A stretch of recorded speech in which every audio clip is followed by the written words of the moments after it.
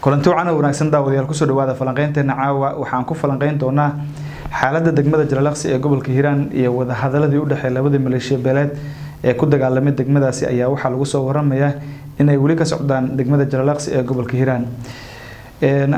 guddigii u xil saarnaa xalinta dagaal beeleedka ka dhacay degmada Jalalaqsi oo hogaaminaya madaxweyne ku-xigeenka maamulka Hirshabelle Yuusuf Axmed Hagar Dabageed wasiirro xildhibaano iyo sidoo kale mas'uuliyiin kale heer federaal ah ayaa ugu dambeyn waxa la sheegay inay la kulmeen labada beel ama labada maleeshiya beeleed ee halkaas ku dagaalamay dhinacyada waxa ay ka wada hadleen dagaalkaasi iyo sidoo kale sidii loo joojin lahaa waxa la tilmaamay in maleeshiyaadka lagu kala qanciyay dhammaan inay qaadaan ciidamada isku horfadhiyay ugu dambeynna waxa la sheegay in maleeshiyaadka la kala qaaday miiska wada hadalkan la isku yimid laakiin waxa la tilmaamay in la dhageystay dhammaan dhinacyada halkaas ku dagaalamay boqolaalkii qoys ee ka barakacay degmada Jalalaqsi ee gobolka Hiiraan oo la sheegay inay gaarayaan in ka badan 8,000 oo qoys ayaa waxa la tilmaamay in ugu dambeyn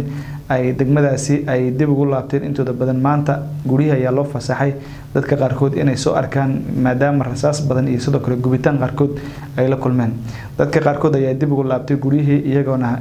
soo qiimeeyay qasaaraha guud ee ka dhashay dagaalkaas isla markaana si gaar ah dadka qaarkood waxay dib ugu laabteen guryahoodii oo la gubay goobihii ganacsiga oo la burburiyay gaadiid ay lahaayeen oo dawlad qabatay iyo sidoo kale kuwa la kala dhacay sida ay tilmaameen qaarkood oo la hadlay Hiiraaweyn waxyaabaha cajiib kale ee degmada Jalalaqsi guddigii wada hadalada u joogay halkaas ay kula kulmeen ayaa waxay tahay in labada beelood ay shuruud ay hordhigeen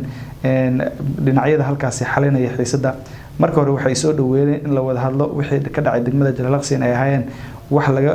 wanaagsanaa nasiib darana ay ku tilmaameen laakiin waxa la tilmaamay in mid ka mid ah beelaha la kulmay oo guddigan la kulmay ay dalbadeen in xilka laga qaado mas'uuliyiin ka tirsan maamulka degmada Jalalaqsi kadibna ay sii socon doonaan wada hadalada laakiin inta madaxda maamulka degmada Jalalaqsi qaarkood oo lagu eedeeyay inay qayb ka ahaayeen dagaaladii ka dhacay degmada Jalalaqsi inaysan wada hadaladaasi aan natiijo badan laga gaari karin sida ay tilmaameen mas'uuliyiin ka sugan degmada Jalalaqsi ee gobolka Hiiraan guddigan ayaa waxa la sheegay in ay ku qanciyeen beelaha in wixii isla xisaabtan mas'uuliyiintaasi inay qaybta dambe ay ka wada hadli doonaan laakiin hadda ay doonayaan inay xaliyaan xal u helista culaysyadii ka dhacay degmada Jalalaqsi ee gobolka Hiiraan laakiin waxa la tilmaamay in mid ka mid ah beelahaasi iyaga ay diideen in ay si wada hadalka u sii socdo dhinaca kale beesha kale ayaa shuruud iyadana soo dhigtay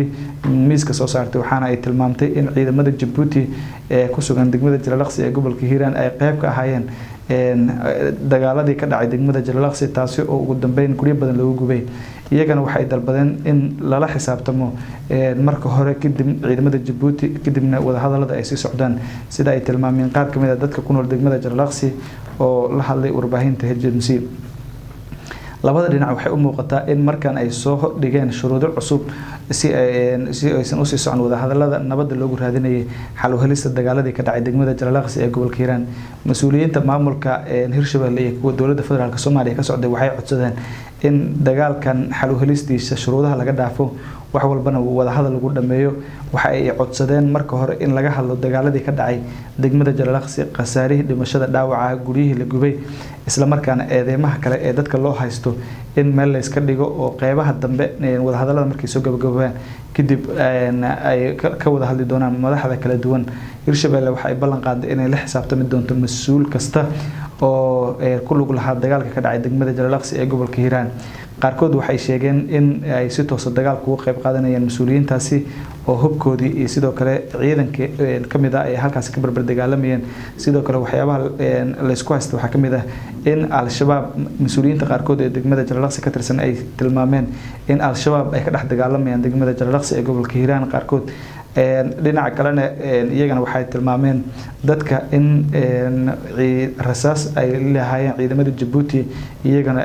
dadka maleeshiyaadka dagaalamaya qaarkood ay tilmaameen in iyaga ay arkeen goobihii lagu dagaalamayay taasna bedelkeeda waxay tilmaameen in maleeshiyaadka labada dhinac ay u kala safnaayeen mas'uuliyiintan kala duwan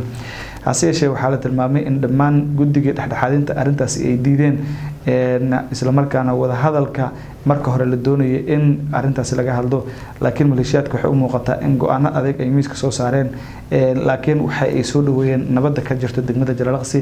in maleeshiyaadka dagaalamay in la isku keeno wada hadal ay furmaan wax kastana wada hadalka lagu dhameeyo si shuruud la'aan dagaalka ay ku joojinayaan laakiin labadan qodob ayaa ugu cuslaa muddooyinkii ugu dambeeyay kadib markii la dhageystay labada maleeshiya beeleed ee halkaas ku dagaalamay Yuusuf Axmed Hagar Dabageed madaxweyne ku-xigeenka maamulka Hirshabelle iyo xubnihii kale ee halka kala socda ayaa waxa ay codsadeen in wada hadalka marka hore laga qayb galo cid kasta oo arintan ku kacda ama qayb ka ahna waxa ay ballan qaadeen in tallaabo adag ka qaadan doonaan meel kasta oo ay iyaga ku qanacsan yihiin lagu xalin doono waxa ay codsadeen in iyagoo aan xalin dagaalkaasi iyo sidoo kale dhammaan dadka kala duwan ee lagu eedeeyay inaysan ka noqon doonin degmada Jalalaqsi marka hore laakiin waxay dalbadeen in wada hadalkaasi uu furmo si heshiiskii xabad joojinta ahaa ee loo sii ambaqaado culays kale tan aan loogu abuuray dadka ku nool degmada Jalalaqsi ee gobolka Hiiraan degmada Jalalaqsi ee gobolka Hiiraan waxaa ka dhacay dagaal sababay dhimashada in ka badan 10 ruux oo dhinacyada dagaalamay ah barakac in ka badan 8,000 oo qoys sida ay tilmaameen hay'adaha caalamiga ah iyo sidoo kale mas'uuliyiin ka tirsan maamulka degmadaasi waxaa ka dhacay wax bini'aadanimada ka baxsan oo ah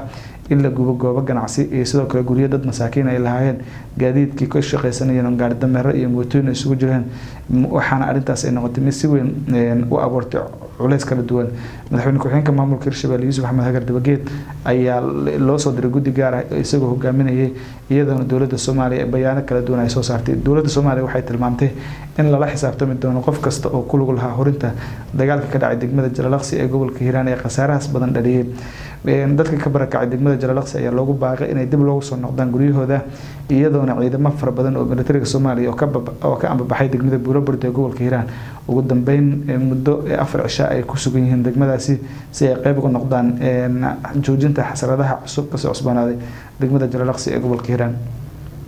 xaaladda degmada Jalalaqsi ee gobolka Hiiraan ayaa caawa degan iyadoona wali dhinacyadu laga codsanayay inay sii socdaan wada hadaladan isla markaana laga dhaafo odayaasha dhaqanka deegaanka ayaa dadaal badan ku bixinayo in xal rasmi ah laga gaaro dagaalka ka soo cusboonaaday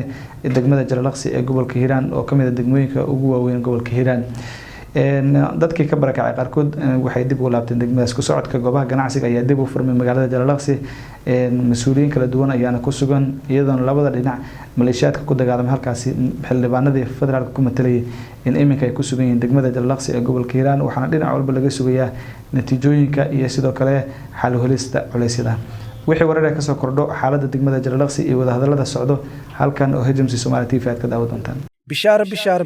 shirkadda isgaarsiinta Somtel oo soo kordhisay adeega Kaafiya Plus kaasoo aad ka heli kartid $0.5 ilaa iyo $50 haddaba macaamiil ku shuba $0.5 oo hel 1.5 GB oo ay la socoto 70 daqiiqo iyo 50 fariin qoraaleed ku shuba $1 oo hel 3 GB oo ay la socoto 140 daqiiqo iyo 50 fariin qoraaleed sidoo kale macaamiil ku shuba $2 oo hel 6 GB oo ay la socoto 280 daqiiqo iyo 100 fariin qoraaleed ku shuba $5 oo hel 13 GB iyo bar oo ay la socoto 600 daqiiqo iyo 200 fariin qoraaleed sidoo kale macaamiil ku shubo $10 oo hel 30 GB oo ay la socoto 1200 daqiiqo iyo 300 fariin qoraaleed ku shubo $20 oo hel 70 GB oo ay la socoto 2400 oo daqiiqo iyo 300 SMS sidoo kale macaamiil ku shubo $50 oo hel 150 GB oo ay la socoto 6000 oo daqiiqo iyo 300 SMS adeega Kaafiya Plus waxaad ugu shuban kartaa e-dahab xidig 1 4 gees